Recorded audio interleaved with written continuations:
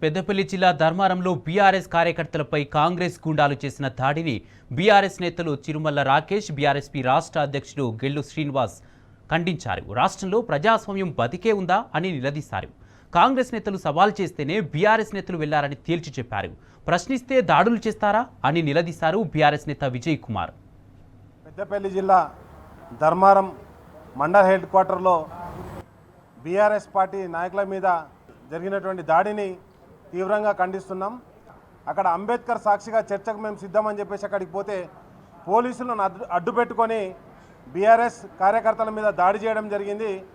విప్పుగా ఉన్నటువంటి లక్ష్మణ్ కుమార్ గారు, మరి ఆయన లక్ష్మణ్ కుమారా లేకపోతే ఉత్తర కుమారుడా మనకు తెలుసా లేదు, కానీ ఆయన ఏదైనా చర్చ జరిగితే నువ్వేం అభివృద్ధి చేసినావు చర్చ గురించి రావాలి. చర్చ దేని గురించి పెట్టిర్రు? ఈరోజు 1.5 year అయిన తర్వాత మీరు ఎన్ని పింఛన్లు ఇచ్చిర్రు? ఒక పింఛన్ కార్డు కొత్త చూపెట్టుర్రి, లేకపోతే రేషన్ కార్డులు ఎన్ని కొత్త ఇచ్చిర్రు? ఒక కొత్త రేషన్ కార్డు చూపెట్టండి. ఇందిరమ్మ ఇండ్లు ఎన్ని ఇచ్చిర్రు? మీరు అభివృద్ధి చర్చకు వస్తే ఎక్కడికైనా బీఆర్ఎస్ పార్టీ నాయకులు చర్చకు రావడానికి సిద్ధంగా ఉన్నారు. ఆ చర్చకు వచ్చినటువంటి నాయకుల మీద దాడి చేయడం జరిగింది.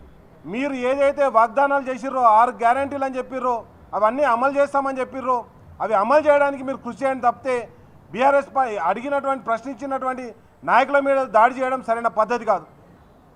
అడ్లూరు లక్ష్మణ్ గారు ఎమ్మెల్యే అయినాక ప్రభుత్వ విప్ అయిన తర్వాత ఒక నయా పైసా తీసుకురని అడ్లూరు లక్ష్మణ్ గారు తరపున ఇవాళ పోలీసులను తీసుకొచ్చి ఇవాళ మీరు చర్చకు వచ్చి ఇవాళ మా నాయకుల మీద దాడి చేస్తారని చెప్పి ఇవాళ మేము ప్రశ్నిస్తూ ఉన్నాం.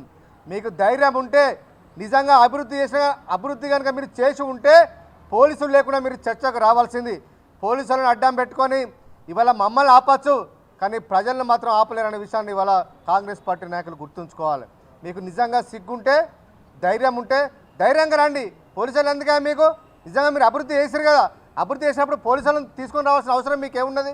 ఇవాళ మా పార్టీ కార్యకర్తలకు సమాధానం చెప్పే ధైర్యం లేక కొప్పులీశ్వర్ గారు చేసిన అభివృద్ధిని చూడలేక ఇవాళ ఇలాంటి చిల్లర మల్లర రాజకీయాలు వేయడం కాంగ్రెస్ పార్టీ నాయకులు మానుకోవాలని చెప్పి హెచ్చరిస్తూ ఉన్నాం. ప్రజాస్వామ్యాన్ని నెలకొల్పుతామని మాట్లాడినటువంటి ముఖ్యమంత్రి రేవంత్ రెడ్డి గారు ఇవాళ మా పార్టీ నాయకులు మీ ఇచ్చినటువంటి హామీలని, మీరు ఇచ్చినటువంటి ఏది కల్లిబొల్లి మాటలని, దిక్కుమాలని డిక్లరేషన్లని, మీ యొక్క 6 గ్యారెంటీలని 420లని నిలదీస్తే, ఎక్కడికక్కడ నిలదీస్తే, సోషల్ మీడియా వేదికగా నిలదీస్తే, సోషల్ మీడియాలో పోస్టులు పెట్టిన వాళ్ళని బెదిరించి పోలీసు వారు అక్రమంగా కేసులు పెట్టి జైళ్లకు పంపిస్తూ ఉన్నారు.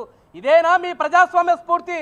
ముఖ్యమంత్రి రేవంత్ రెడ్డి గారిని ప్రశ్నిస్తా ఉన్న వాళ్ళను ఇదేనా? రాహుల్ గాంధీ గారు ఈ దేశంలో రాజ్యాంగాన్ని చేతులు పట్టుకొని వారు దేశమంతా తిరుగుతూ ఈ రాష్ట్రంలో తెలంగాణ ప్రాంతంలో రాజ్యాంగానికి తూట్లు పడుతున్నటువంటి కాంగ్రెస్ ప్రభుత్వానికి వారు చెప్పాల్సిన అవసరం ఉందా లేదని ఈ సందర్భంగా కాంగ్రెస్ నాయకత్వాన్ని కూడా నేను అడుగుతా ఉన్నాను, నేను ప్రశ్నిస్తా ఉన్నా ఇవాళ నేను. కాబట్టి మీరు చేసినటువంటి యొక్క దాడులను మీరు ఈ రకమైనటువంటి దాడులు చేసుకుంటూ వెళ్తే ఖచ్చితంగా బీఆర్ఎస్ పార్టీ తరఫున ప్రతి దాడులు తప్పవని ఈ సందర్భంగా నేను కాంగ్రెస్ పార్టీ నాయకులకు హెచ్చరిక చేస్తా ఉన్నాను.